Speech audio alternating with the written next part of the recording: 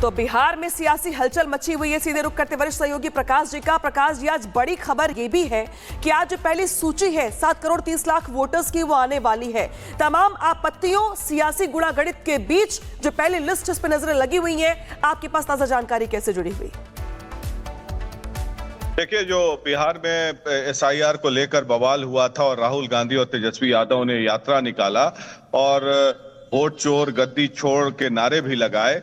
अब देखना है कि कितने लाख वोटरों का नाम कटा है। 65 लाख बताया गया था और उसके बाद वोटर रिविजन के लिए 2 महीने का वक्त भी दिया गया कि जिन जिन लोगों का लगता है कि कटा है या आपत्ति जताई जा चुकी है, उन लोगों का नाम फिर से जोड़ा गया है। तो अमूमन इसमें जो चुनाव आयोग के हलफनामे से जो बातें आई हैं, उनसे पता चला है कि बहुत सारे मृत व्यक्ति हैं, उनका नाम हटाया जाएगा। 1, 2 जो जिनका नाम सूची में 2-3 जगह पर है, जैसे बहुत सारे गांव के लोग जो अर्बन एरियाज मतलब शहर में शिफ्ट हो चुके हैं, तो 2-2 जगह जिनका नाम है, उनका एक ही जगह नाम आएगा। जैसा कि एग्जाम्पल में हुआ कि तेजस्वी यादव का 2-2 वोटर रिवीजन में नाम बना था।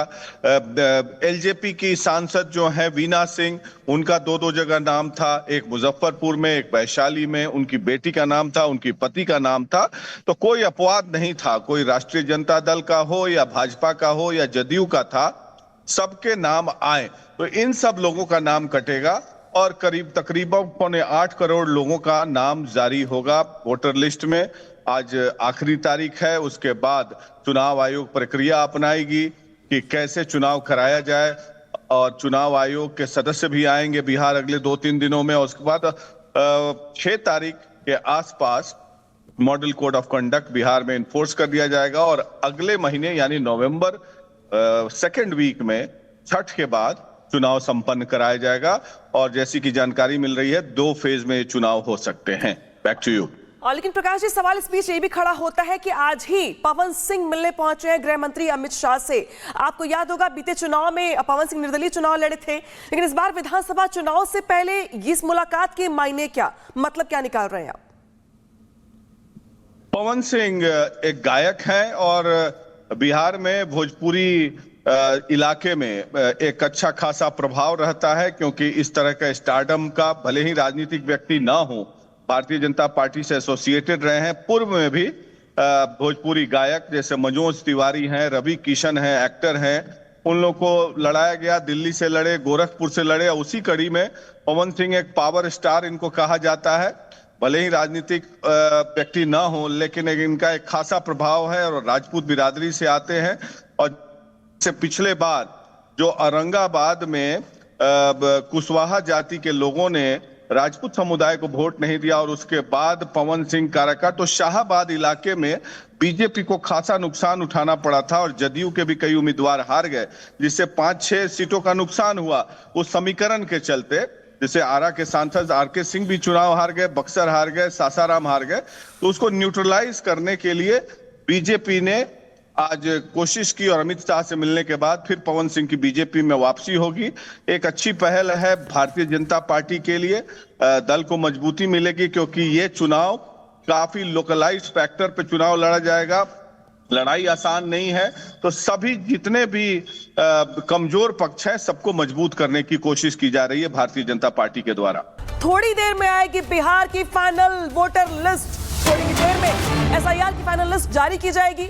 7 करोड़ 30 लाख वोटर्स को लेकर के जो अंतिम सूची है, जो अंतिम लिस्ट है, वो तैयार है। आपको याद होगा पहले लिस्ट में 65 लाख मतदाताओं के नाम काटे गए थे, जिसको लेकर मामला काफी ज्यादा तूल पकड़ता गया, मामला कोर्ट तक पहुंचा।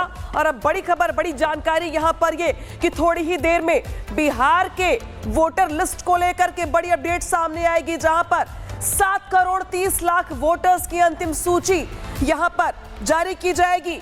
और वो एसआईआर जिसे लेकर के बिहार में सियासी हलचल जबरदस्त रही, और अब नजरें इस बात को लेकर के होंगी कि जिन 65 लाख मतदाताओं के नाम काटे गए थे पहली लिस्ट में, उसको लेकर जो विवाद और जो बयानबाजी शुरू हुई थी विपक्ष के नेताओं की ओर से, जो उनकी ओर से नाराजगी थी, आपत्तियां थी, अब फाइनल लिस्ट में उनमें से कितनों के नाम बचे रहते हैं या कट जाते हैं?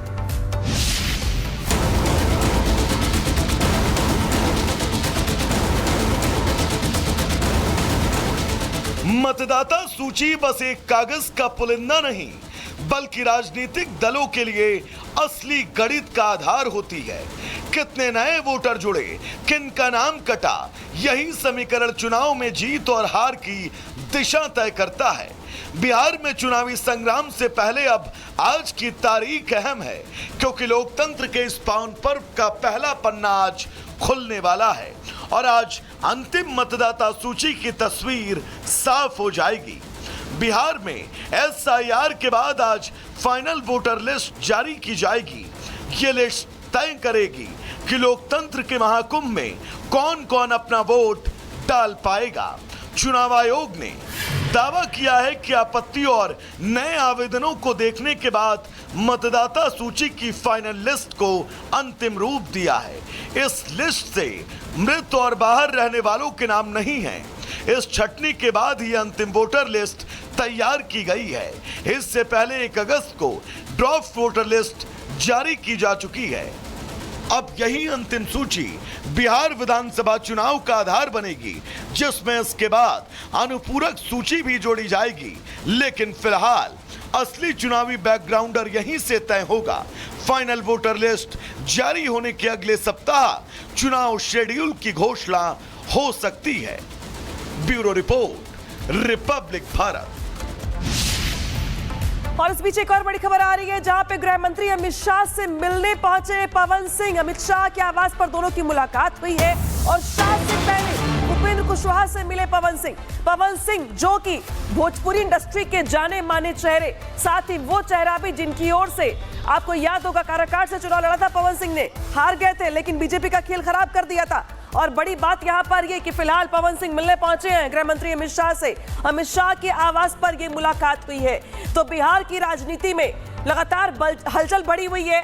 एसआईआर को लेकर के जो पहले लिस्ट है, वोटर लिस्ट बिहार में चुनाव से पहले वो आने वाली है। तो वही दूसरी ओर पवन सिंह अब जो फिलहाल पहुंचे हैं गृह मंत्री अमित शाह से मिलने उनके आवास पर, उससे पहले पवन सिंह उपेंद्र कुशवाहा से मिलने भी पहुंचे थे। सवाल खड़े होते हैं कि बिहार में चुनाव है, इस तरफ किस तरफ इस बार जाने वाले पवन सिंह।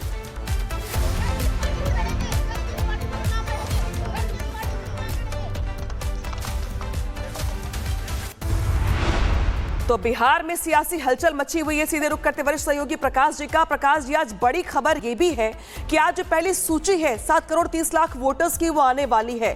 तमाम आपत्तियों, सियासी गुणागणित के बीच जो पहली लिस्ट इस पर नजरें लगी हुई है, आपके पास ताजा जानकारी कैसे जुड़ी हुई? देखिए, जो बिहार में एसआईआर को लेकर बवाल हुआ था और राहुल गांधी और तेजस्वी यादव ने यात्रा निकाला और वोट चोर गद्दी छोड़ के नारे भी लगाए। अब देखना है कि कितने लाख वोटरों का नाम कटा है। 65 लाख बताया गया था और उसके बाद वोटर रिवीजन के लिए 2 महीने का वक्त भी दिया गया कि जिन जिन लोगों का लगता है कि कटा है या आपत्ति जताई जा चुकी है, उन लोगों का नाम फिर से जोड़ा गया है। तो अमूमन इसमें जो चुनाव आयोग के हलफनामे से जो बातें आई हैं, उनसे पता चला है कि बहुत सारे मृत व्यक्ति हैं, उनका नाम हटाया जाएगा। 1, 2 जो जिनका नाम सूची में 2-3 जगह पर है, जैसे बहुत सारे गांव के लोग जो अर्बन एरियाज मतलब शहर में शिफ्ट हो चुके हैं, तो 2-2 जगह जिनका नाम है उनका एक ही जगह नाम आएगा। जैसा कि एग्जाम्पल में हुआ कि तेजस्वी यादव का 2-2 वोटर रिवीजन में नाम बना था। एलजेपी की सांसद जो है वीना सिंह, उनका 2-2 जगह नाम था, एक मुजफ्फरपुर में, एक वैशाली में। उनकी बेटी का नाम था, उनकी पति का नाम था। तो कोई अपवाद नहीं था, कोई राष्ट्रीय जनता दल का हो या भाजपा का हो या जदयू का था, सबके नाम आए। तो इन सब लोगों का नाम कटेगा और तकरीबन 8.25 करोड़ लोगों का नाम जारी होगा वोटर लिस्ट में। आज आखिरी तारीख है, उसके बाद चुनाव आयोग प्रक्रिया अपनाएगी कि कैसे चुनाव कराया जाए और चुनाव आयोग के सदस्य भी आएंगे बिहार अगले 2-3 दिनों में। और उसके बाद 6 तारीख के आसपास model code of conduct Bihar में इन्फोर्स कर दिया जाएगा और अगले महीने यानी नवंबर 2nd वीक में, छठ के बाद चुनाव संपन्न कराया जाएगा। और जैसी कि जानकारी मिल रही है, 2 फेज में चुनाव हो सकते हैं। Back to you.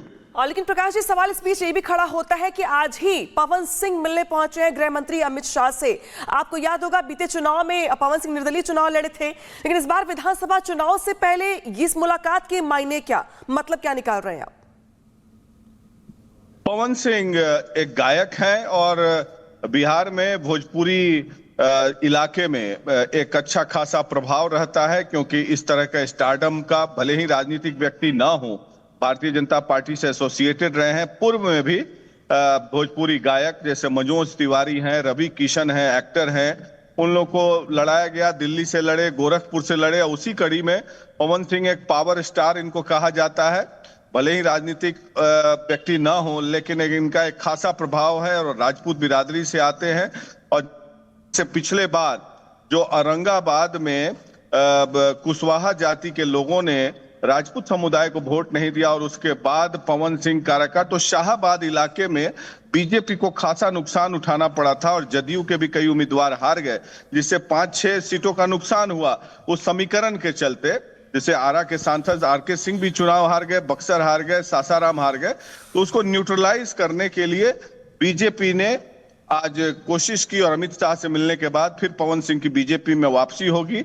एक अच्छी पहल है भारतीय जनता पार्टी के लिए, दल को मजबूती मिलेगी, क्योंकि ये चुनाव काफी लोकलाइज्ड फैक्टर पे चुनाव लड़ा जाएगा। लड़ाई आसान नहीं है, तो सभी जितने भी कमजोर पक्ष हैं सबको मजबूत करने की कोशिश की जा रही है भारतीय जनता पार्टी के द्वारा।